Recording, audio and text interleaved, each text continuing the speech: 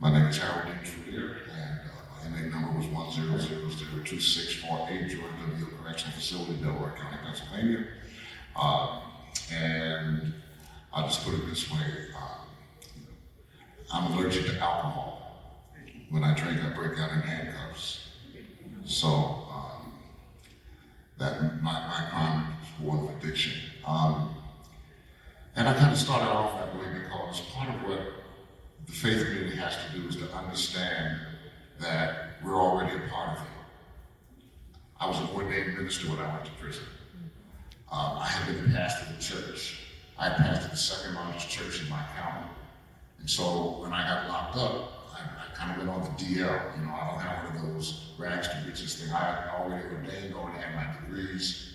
And I thought I was okay until a young man after 2 weeks came up to me and he said, "Pastor, what are you doing in here?" And I said, "I don't know you." He said, "I used to play drums in your church." I said, "Son, I don't know you."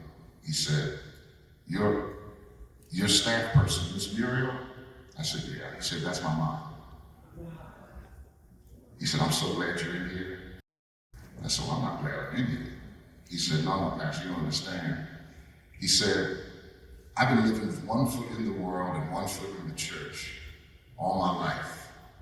And when I got locked up, I said, it's time for me to make a change. And I asked God to send somebody to disciple me while I'm here.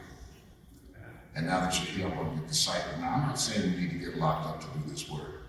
But what I am saying is that the mistake that most prison ministries make is they go in there trying to get everybody saved. Bring it. When the reality is, people that are incarcerated are already part of us. Many of us grew up in the church. And so the starting point, watch this, the starting point for ministry to the sick is what? The people in your own congregation, right? Those of you that are from Atlanta, your sick ministry from your congregation is not going to Grady Hospital once a month, which is what prison ministry looks like. But you find out who in your congregation is sick. And then you go and you minister to them and you minister to their family. So the question becomes, who in your congregation has a family member that's locked up? Healing Communities, the project that I direct, says that the face of reentry and the face of prison ministry is not the inmate, not the person who's incarcerated, it's the mother who sits in your pew every Sunday. The mother who comes to your synagogue every Saturday or goes to Juma. Whatever your worship tradition is, there are people in your congregation who have somebody that's in the system. So that's why it's so important to understand that the portrait that's painted of people who are incarcerated as being the them really are the us. And so what we do in our movement is we train congregations to identify the people in your church, in your congregation, who have somebody in the system. Start with them, find out where they're located, because the connections are amazing. Now anybody, some of you are here from Atlanta, right? And you know two great schools, Morehouse and Spelman. Here's two alumni. This is Morehouse and Spelman right here. Okay? This is what you normally think of when you think of Morehouse and or Spelman, is it? But that's the point, we're everywhere. People with records. Millions of people in this country have records. Your congregation is touched by it. When I preach, I'm preaching in Staten Island on Sunday. When the sermon is over, I'm going to give an altar call for families of the incarcerated. I've been doing this 11 years. Never had an empty altar. Black church, white church, suburban church, rural church. Never had an empty altar. Give an altar call for families. The smallest number of folks that ever came was 9. Of course, there were only 12 people in church that day. And it was a church where the pastor had been asking me for 2 years to come and preach. And I said, "I can't do that." She said, "Why not?" I said, "Because your husband is in state prison. And you told the church he has a new job working on Sunday. Until you can own up to the fact that your husband's incarcerated, we can't help your membership. Because there's a shame and a stigma associated with incarceration that for those of us in the Christian tradition shouldn't be there. Because we read a Bible that's full of incarcerated people. Joseph was incarcerated. Jeremiah was in solitary confinement. Daniel was a 2-time loser. Shadrach, Meshach, and Abednego on death row. John wrote Revelation while he was locked up. Peter got locked up. The church prayed for him all night long, but when he got early release, he came back to church. They wouldn't let him in, so things really haven't changed that much.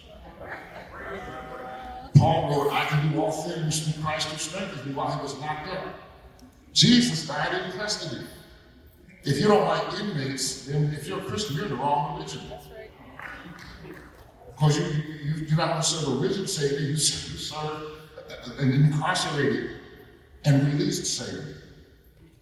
And so they're in our midst. And so what we do is we work with churches, try to help them identify the families, begin to minister to the mothers. And it's called disenfranchised grief. It's part of your handout. Disenfranchised grief is a grief that no one recognizes.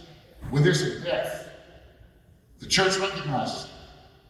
We have funerals, we have wakes, we have viewings, we go to the family, we have a repast. There are all these rituals around that loss. When your son gets locked up, there's a loss and no ritual, no acknowledgement. Nobody talks about it. You may go to the pastor, you may go to the imam, you may go to the rabbi, you may go to the monsignor and say, my son's locked up, pray for me, but don't tell anybody. Because of the sense of shame and the stigma. And so we have to begin to break through the shame and break through the stigma. And so what we work with congregations on doing is normalizing it. Normalizing incarceration because it's a fact of life in our communities. And now, with the opioid crisis, right, which of course, when it is, in my neighborhood, was the war on drugs, right? But see, now it's the opioid crisis because Opie's getting high. Remember Opie? Yeah. And now that Opie's getting high, it's the opioid crisis. So,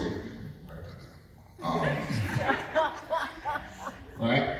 So you go to rural communities, and folks are getting locked up. The fastest growing population in prisons today are white women in Ohio. The fastest growing prison population today is white women in rural Ohio, not the sisters from Cincinnati, Columbus, and Cleveland, because of the opioid crisis and because of crystal meth manufacture.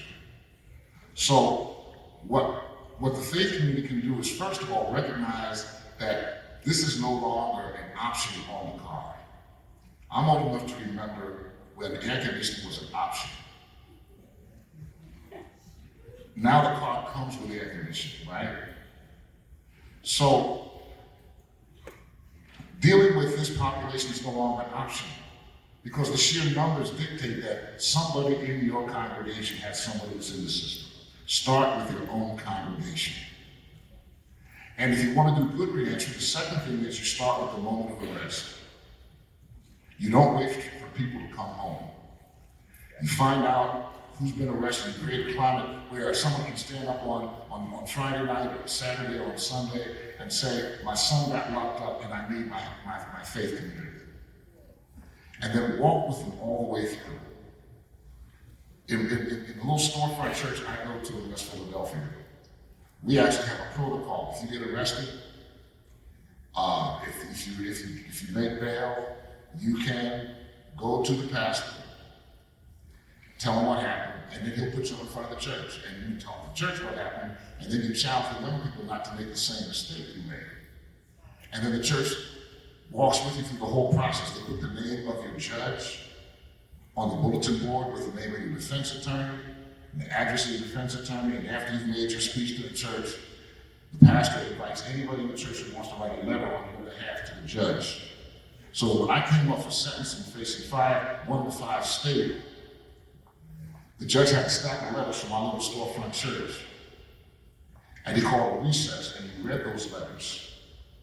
He came out and read them into the record so that it would be a record of what he was getting ready to do.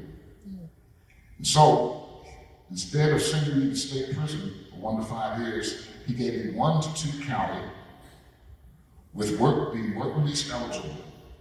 And during the school year, while I was teaching, I would be released every Sunday night on an ankle bracelet to go to teach 150 miles from where the jail was, and be back on Friday night at 6 o'clock. And then when there was no school, I was allowed to stay in jail. But he did that because my church was there at the sentencing. My church had written letters at the beginning. And while I was gone, people wrote letters. In fact, one lady sent me a letter every Wednesday with a synopsis of the pastor's sermon so I could stay current. And my first Sunday back, after a year of missing Sundays, there was a big banner across the back of the church saying, "Welcome home." And then there was a celebration in my honor. Because you know what? If you don't get to be a part of it, I come home, somebody else will. It won't be the kind of party you want to have in your church. So, starting with your own membership, identifying who you already are connected with can help you create the climate where someone you don't know can walk in and feel welcome because you've already done this for your own. One last comment. Draw on your theological tradition, right? You've heard a lot about their people too.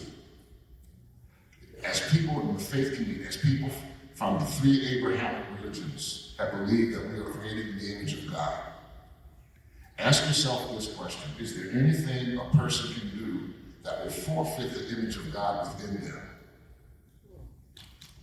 And if the answer is no, then we have an obligation to be faithful to them because they bear the image of God.